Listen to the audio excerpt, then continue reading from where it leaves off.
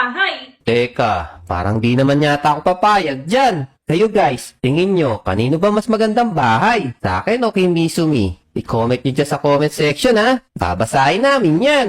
Type nyo, Misumi. Type nyo, Tankdemic! Haha! Eh, Mizumi, gusto mo, mag-build battle na lang tayo para magkaalaman kung sino magaling mag-build. Wow, mag-build.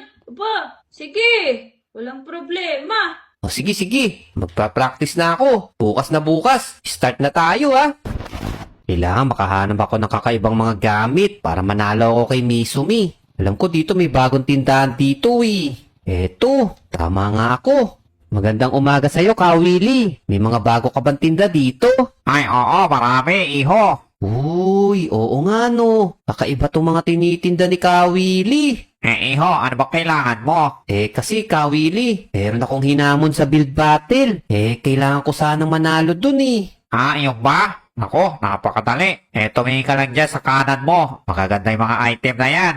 Oo nga no. Ngayon lang nakakita nung ganito. Kakaiba tong mga to ah. Kakaiba talaga yan, Tankdemic. Lalo na yung axe. Yung axe? Teka, ano naman kakaiba dito sa axe na to? Diba meron ka magic axe? Opo, gumagamit po ako nun. Nako, kapag yan ang ginamit mo, panis yung magic axe mo. Ala, bakit naman? Ano po bang nagagawa nito? Makakapag-build ka dyan sa pamamagitan ng command na paste. Command paste? Meron palang ganun? Oo, iho. Kaya kung ako sa'yo, bilhin mo na yan. Para manalo ka na doon sa build battle na sinasabi mo. Nako Kawili, kukuhanin ko na po to. Baka maunahan pa akong bumili nito ni Mizumi. Haha! O eto po'y bayad ko. Ayan, sa inyo na po lahat yan. Ayos! Sigurado ako mananalo na tayo neto kay Mizumi. Pero kailangan muna natin practicein tong binili natin kay Kawili. Eto, dito tayo mag-practice. Malawak na lugar to. Haha! Naku po, totoo kaya yung sinabi ni Kawili na yun? Na kahit ano daw pwede natin mabuild dito sa axe na to.